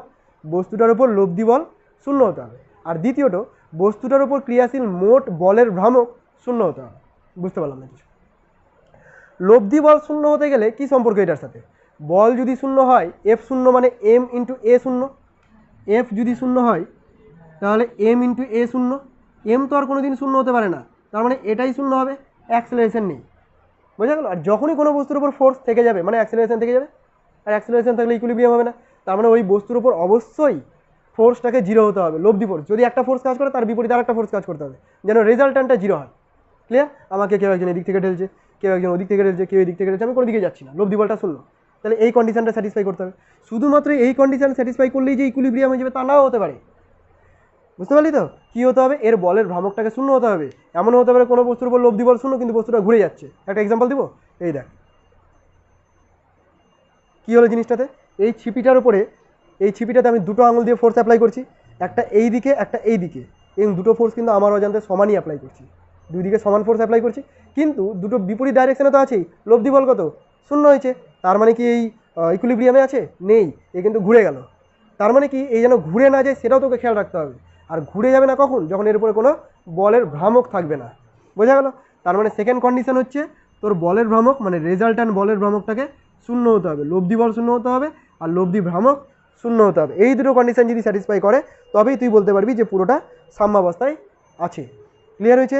দেখ এগুলো নোটে একটু গল্পের মতো করে বলে লিখে রেখেছি, বড় হয়ে গেছে দেখতে। হলো? তিনটা বলের ক্রিয়ায় কখনো সাম্যাবস্থা যদি ক্রিয়েট হয় তাহলে সেই ক্যালকুলেশন কী করে করবো? তিনটা বলের ক্রিয়ায়, আমি তো দুটো বল দিয়ে দেখালাম এতক্ষণ পর্যন্ত, যা দেখাচ্ছিলাম সবগুলো দুটো করে বল আছে। যদি কখনো তিনটা বল কাজ করে, মনে করে এই একটা অবজেক্ট, এর উপরে এদিকে একটা ফোর্স কাজ করছে, একটা ফোর্স এদিকে টানাটানি করছে, একে নিয়ে একজন এদিকে টানাটানি করছে, এরকমভাবে টানাটানি করছে, ঠিক আছে? এবার একে যদি সাম্যাবস্থায় থাকতে হয় তাহলে তার একটা শর্ত আছে, অনেকগুলো শর্ত আছে। একটা পরিচিত শর্ত হচ্ছে, সেটা হচ্ছে ল্যামির উপপাদ্য। ল্যামি একজন সায়েন্টিস্টের নাম, ল্যামির উপপাদ্য, ঠিক আছে? ক্যালকুলেশন করে কীভাবে নিয়ে এসে আমি জানি না, নিয়ে এসছে কোনোভাবে, জানি আমি কীভাবে নিয়ে এসছে, ট্রায়াঙ্গেল থেকে নিয়ে এসছে, যাই হোক ওগুলো আমাদের করা দরকার নেই। এখানে কী করা হচ্ছে, মনে কর তিনটে ভেক্টর আছে, এটা হলো পি ভেক্টর, কিউ ভেক্টর আর এটা হলো আর ভেক্টর, তিনটে আলাদা আলাদা ডাইরেকশনে কাজ করছে। এদের মধ্যবর্তী কিছু অ্যাঙ্গেল আছে, আমি ধরে নিচ্ছি অ্যাঙ্গেলগুলো, এই অ্যাঙ্গেলটাকে আলফা বলে দিলাম, এটাকে বলে দিলাম বিটা, অ্যান্ড এটা হলো গামা। এরমভাবে আমি অ্যাঙ্গেলগুলোকে প্রকাশ করছি। যদি সিস্টেমটা সাম্যাবস্থায় থাকে তাহলে ল্যামি প্রমাণ করেছে এটা, যে P by sine beta is equal to Q by sine gamma is equal to R by sine alpha হতেই হবে তিনটে ফোর্সের ক্ষেত্রে। কি ব্যাপারটা বুঝতে পারলি? কীভাবে মনে রাখবি? পি তার বিপরীত কোণের সাইন, কিউ তার বিপরীত কোণের সাইন, আর তার বিপরীত কোণের সাইন, ঠিক আছে? এই অনুপাতটা যদি মেনটেন করে তাহলে তুই বলে দিতে পারবি যে তিনটা বলের ক্রিয়ায় পুরো সিস্টেমটা সাম্যাবস্থায় আছে। অসুবিধা হলে এতটুকু বুঝতে, দুটো বলের ক্রিয়ায় হয়ে গেল, তিনটে বলের ক্রিয়াতেও হয়ে গেল, মোটামুটি সব শেষ। আর লাস্ট পয়েন্ট একটা আছে, সেটা হলো ভার কেন্দ্র। একটু আগে বলি না ভর কেন্দ্র, এটা আবার ভার কেন্দ্র। ভর আর ভার কিন্তু আলাদা, হ্যাঁ? নর্মালি রিয়েল লাইফে ভর ভার একই সব, কিন্তু এখানে ভর মানে আলাদা আর ভার মানে আলাদা। ভার কথার অর্থ হচ্ছে ওজন। রিয়েল লাইফে আমরা ওজন আর ভর বলতে একই বুঝি। যখন তোকে বলবো তোর ওজন কত, বলবি 60 কেজি, ওটা ওজন না, ওটা কি ভর। ওটা ভার আর ওজন তো একই কথা। 60 কেজি যেটা বলি সেটা ভারও না ওজনও না, ওটা কি, ওটা হচ্ছে ভর। ভরের একক কেজি না, আমরা ভরটাকে পরিমাপ করি। কিন্তু রিয়েল লাইফে যেহেতু ফিজিক্স ইউজ করি না, সব জায়গায় তার ফিজিক্স ইউজ করা যায় না, রিয়েল লাইফে ওটাকে ওজন বলে চালিয়ে দিই। যদি তোকে জিজ্ঞাসা করে ফিজিক্সের ভাষায় যে ওজন কত, তাহলে তোকে বলতে হবে যদি তোর 60 কেজি হয়ে থাকে তোর ওজন হবে mg, মনে পড়ছে mg ফর্মুলা, 60 কেজিতে তোর ভর, আর জি এর মান 9.8, ব্যাস এটা গুণ করলে যত নিউটন হবে তত। তো এই ওজন তো আর কখনো বলা যাবে না, তা তো ডবল এক্সেল হবে তোকে, এই ওজনটা বলা যাবে না। ওই জন্যই হয়তো সবাই 60 কেজি 50 কেজি এগুলো বলে। বাংলায় কেজি, ওই কেজিটাই এটা, বাংলা ইংলিশ কিছু নেই, একটাই কেজি। ওজন বলতে গেলে নর্মালি নিউটন হওয়ার কথা ফিজিক্সের ভাষায়, ঠিক আছে? বাকি অন্য কোনো কেমিস্ট্রিতেও যখন তুই চলে যাবি তখন আর ওজন আর ভরের ডিফারেন্স করে না, ওখানে ওজন মানেও 50 কেজি, ভর মানেও 50 কেজি, একই জিনিস, শুধুমাত্র ফিজিক্সে এই অন্যায়টা করে। হয়েছে এতটুকু? ভর জিনিসটা কি? ভর হচ্ছে জড়তাকে পরিমাপ করে, জাড্যকে পরিমাপ করে, নাম শুনেছিস তো, নিউটন সাথে পড়লি তো, জাড্যটাকে পরিমাপ করে, মানে ওর ভেতরে কতটা মেটেরিয়াল আছে সেই মেটেরিয়ালটাকে পরিমাপ করে হচ্ছে ভর, বোঝা গেল? আর ভার কাকে পরিমাপ করে? যে পৃথিবী আমাকে কত বল দিয়ে নিচের দিকে টানছে, সেটাকে আমি ভার বা ওজন বলে থাকি। হয়েছে? ভর কেন্দ্র যে তোরা যেভাবে পড়লি যে সমস্ত বস্তুর ভর একটা নির্দিষ্ট কেন্দ্রে কেন্দ্রীভূত আছে আমি ধরে নিতে পারি, সেই বিন্দুটাকে বলবো ভর কেন্দ্র। ভার কেন্দ্রের কনসেপ্টটা আলাদা। ভার কেন্দ্রের কনসেপ্ট দেখে এরকম, মনে করে এর একটা পাথর, এর অনেকগুলো পার্টিকেল আছে, প্রত্যেকটা পার্টিকেল পৃথিবী নিচের দিকে টানছে, এটাকে টানছে W1 ফোর্স দিয়ে, এটাকে W2, এরকম আলাদা আলাদা ফোর্স দিয়ে টানছে সবাইকে। তাহলে এর উপরে টোটাল যে ওজন বা টোটাল যে অভিকর্ষ বলটা সেটা কী করে পাবি? সবগুলোকে যোগ করে পাবি। কী করলাম? 4, 5 সবগুলোকে যোগ করে পাবি। তুই কী করবি? এই সবগুলোর পরিবর্তে এমন একটা পয়েন্টকে ইমাজিন করতে পারিস, ধরে নিতে পারিস যে সমস্ত ওজন ওই কেন্দ্র দিয়েই কাজ করছে, তাহলে সেই কেন্দ্রটাকে তুই বলবি ভার কেন্দ্র। ভর কেন্দ্র আর ভার কেন্দ্রের ডিফারেন্স বুঝতে পারলি কি? ভর কেন্দ্র হচ্ছে এমন একটা বিন্দু যেখানে তার সমস্ত মাস, সমস্ত মেটেরিয়াল কেন্দ্রীভূত আছে, এটা আমি ধরে নিতে পারি। কিন্তু ভার কেন্দ্র হচ্ছে এমন একটা বিন্দু যে বিন্দু দিয়ে পৃথিবী পুরো ওজনটাকে নিচের দিকে, মানে পুরো ফোর্সটাকে নিচের দিকে অ্যাপ্লাই করছে, সেই বিন্দুটা হচ্ছে ভার কেন্দ্র। হলো? মজার বিষয় হলো যে পৃথিবীতে ভর কেন্দ্র আর ভার কেন্দ্র একই জিনিস। পৃথিবীতে ভর কেন্দ্র আর ভার কেন্দ্র একই পয়েন্ট হবে। যদি অভিকর্ষ ত্বরণের পরিবর্তন না হয়, জি এর মানের যদি কোনো পরিবর্তন না হয়, তাহলে ভর কেন্দ্রে যে বিন্দুটা হবে ভার কেন্দ্র সেই বিন্দুটা হবে, এটা জেনে রাখ। অভিকর্ষ ত্বরণের পরিবর্তন কি হয়? জি এর মান কি 9.8 ছাড়া অন্য কিছু হয়? হয়। গ্র্যাভিটেশন চ্যাপ্টার পড়বো তখন দেখতে পাবি, সেকেন্ড সেমে আছে ওটা, গ্র্যাভিটেশন চ্যাপ্টার, যে অভিকর্ষ ত্বরণের মানটাও পরিবর্তন হয়। যখন আমি অনেক বেশি হাইটে চলে যাব ওখানে অভিকর্ষ ত্বরণ কমে যাবে, আমার ওজন আর তখন কত কেজি? 100 কেজি থাকবে না, তখন কত হয়ে যাবে? হ্যাঁ, তখন হয়তো 90 কেজি, অতটা পরিবর্তন হয় না, 90 কেজি, 99 পয়েন্ট সামথিং এরকম কিছু, মানে কিছু তো পরিবর্তন হবে। আমি এটাই যদি চাঁদে চলে যাই 100 কেজি হবে না, 100/6 কেজি হয়ে যাবে তখন আমার, না 100/6, 1/6 রেশিও মেনটেন করে চাঁদের ক্ষেত্রে, ঠিক আছে? ম্যাথামেটিক্যাল ক্যালকুলেশন করে দেখানো, তো এই কেজিটা হয়ে যাবে, ভাগ করলে যত হয় তত। বুঝতে পারছিস ব্যাপারটা? তার মানে প্ল্যানেটের উপর ডিপেন্ড করছে, প্ল্যানেট অনুযায়ী জি এর মান চেঞ্জ হয়ে যাবে, গ্র্যাভিটেশন চ্যাপ্টার আছে খুব ভালো করে ক্লিয়ার হয়ে যাবে। তো সেই সব ক্ষেত্রে কিন্তু ভর কেন্দ্র আর ভার কেন্দ্র দুটো আলাদা আলাদা বিন্দু হবে। হয়েছে? তার মানে ভর কেন্দ্র তুই দেখতে পেলি যেখানেই চলে যায় ইউনিভার্সের মধ্যে, পৃথিবীতে থাক, পৃথিবীর মধ্যে ঢুকে যা, আগ্নেয়গিরিতে চলে যা, পাহাড়ে চলে যা, চাঁদে চলে যা, মঙ্গল গ্রহে যেখানে চলে যা, ভর কেন্দ্র ওই নির্দিষ্ট বিন্দুটাই, কোনো জায়গায় চেঞ্জ হবে না। কিন্তু ভার কেন্দ্র চেঞ্জ হবে, পৃথিবীতে যে বিন্দুটা এখানে ভার কেন্দ্র হিসেবে কাজ করছিল, চাঁদে চলে গেলে ভার কেন্দ্র হয়তো এখানে কাজ করবে, মঙ্গল গ্রহে চলে যাবে ভার কেন্দ্র এখানে হয়ে যাবে, মানে ভার কেন্দ্র পরিবর্তন হবে depending on the value of G. বুঝতে পেরেছিস এতটুকু? অসুবিধা নেই তো ভার কেন্দ্র নিয়ে? আচ্ছা, ভার কেন্দ্রের কিছু রিলেশন দিয়েছে, গাণিতিক রূপ দিয়েছে, এটাও একটু দেখে নে। ভার কেন্দ্রকে কী করে ক্যালকুলেট করা হয়? একদম ভর কেন্দ্রের মতোই ভার কেন্দ্রকে কী করে ক্যালকুলেট করা হচ্ছে দেখ। এক্স কম্পোনেন্টকে যদি মেজার করতে হয়, এক্স কম্পোনেন্টকে কী করে মেজার করবো? প্রথমে ওয়েট, মানে m1g, m1 পার্টিকেল আছে তার ওয়েট হচ্ছে m1g, কতটা ডিস্টেন্স আছে? x1 এ আছে। তারপরেরটা হচ্ছে m2g, কতটাতে আছে? x2 তে আছে, plus dot dot dot dot. বুঝতেই পারছিস আমি কিপটা মানুষ, বেশি লিখবো না। আর নিচে কি লিখবি? m1g plus m2g plus dot dot dot. বুঝতে পারলি? ওখানে জিটা ছিল না, ওখানে শুধু ভর ছিল, আর এখানে জিটাও আছে। ক্লিয়ার হয়েছে এতটুকু? এই যে জি এর মানটা আমরা নর্মালি জানি জি এর মান ফিক্সড, সব জায়গাতে সেম, কিন্তু এই যে চাঁদে চলে গেলে জি এর মান আলাদা আলাদা হয়ে যাবে, হাইট বড় হয়ে গেলে জি এর মান আলাদা হয়ে যাবে, এই যে ডিস্টেন্স চেঞ্জ হবে আর জি এর মান চেঞ্জ হবে, তখন তুই আর কাটাকাটি করতে পারবি না। হয়েছে এতটুকু? সিমিলারলি ওয়াই এর ক্ষেত্রে লিখতে পারি, জেড এর ক্ষেত্রে লিখতে পারি, দিয়ে একটা কম্বিনেশন ফর্ম নিয়ে চলে এসছে, নোটে দেখতে পাচ্ছিস তোরা। হয়েছে? একটু বৈশিষ্ট্যগুলো দেখে না তো। প্রথম লাইনে কি বলেছে পর, প্রথম লাইনটা পড়ে নে সবাই, দেখ ওটা দেখ, রিদম দেখা রে।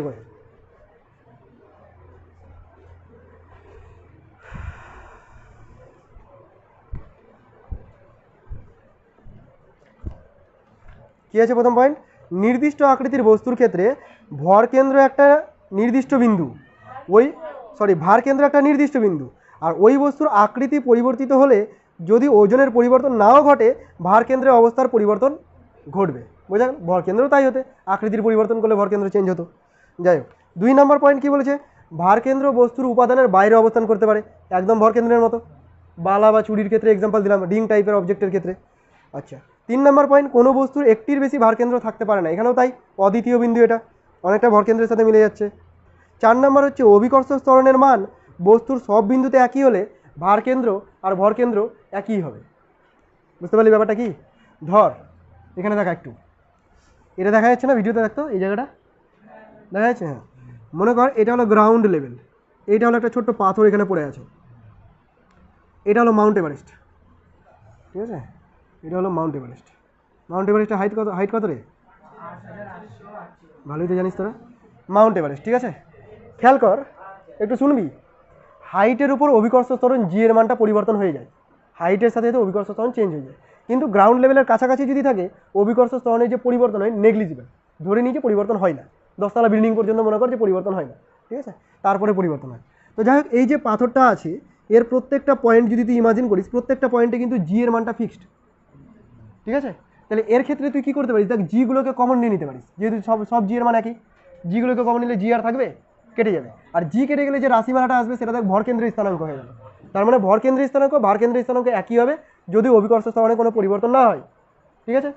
এটাই যদি মাউন্ট এভারেস্ট হতো, এখানে যা অভিকর্ষ ত্বরণ এখানে আলাদা, এখানে আলাদা, এখানে আলাদা, এখানে যত উপরে যাচ্ছে কমছে, তাহলে এই জিগুলো কি আর কমন নিতে পারছিস তুই? আলাদা আলাদা কমন নিতে পারছিস, তাহলে ভরকেন্দ্র আর ভারকেন্দ্র আলাদা বিন্দু হয়ে গেল, এটা ক্যালকুলেশন করলে আলাদা মান আসবে। মাউন্ট এভারেস্টের মতো বিশাল বড় বস্তুর ক্ষেত্রে, যে কোনো বড় বস্তুর ক্ষেত্রে। বুঝতে পেরেছিস তাদেরকে? আর কিছু আছে কি দেখতো? ভরকেন্দ্র আর ভারকেন্দ্রের পার্থক্য দেখে নিবি তোরা। দেখ, ভরকেন্দ্র অস্তিত্ব যে কোনো জায়গাতে আছে, তুই মহাবিশ্বের মধ্যে যেখানে যাবি ভরকেন্দ্রকে পাবি।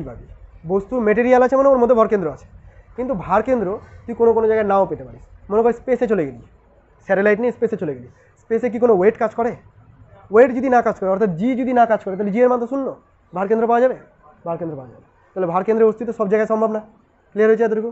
লিফট যদি ছিঁড়ে নিচের দিকে পড়তে শুরু করে, মনে করে দেখ অভিকর্ষ ত্বরণের নিচের দিকে পড়ছে, তো সেই ক্ষেত্রে কিন্তু রেজাল্ট্যান্ট কোনো অ্যাক্সিলারেশনই কাজ করে না, তো তার মধ্যে যদি কোনো অবজেক্ট থাকে সেই অবজেক্টের কিন্তু কোনো ভারকেন্দ্র থাকবে না। বোঝা গেছে এতটুকু? অতি ভারহীনতা ব্যাপারটা পড়ছিলি ওখানেও। যাই হোক, অনেক কিছু জেনে গেলি, পণ্ডিত হয়ে গেছে, আর একটু বেশি বলে পিএইচডি করা হয়ে যাবে। এতটুকুই যথেষ্ট, এতটুকুই পড়ে আসবি, পরের দিন প্রবলেমগুলো সলভ করাবো এইখান থেকে। ধর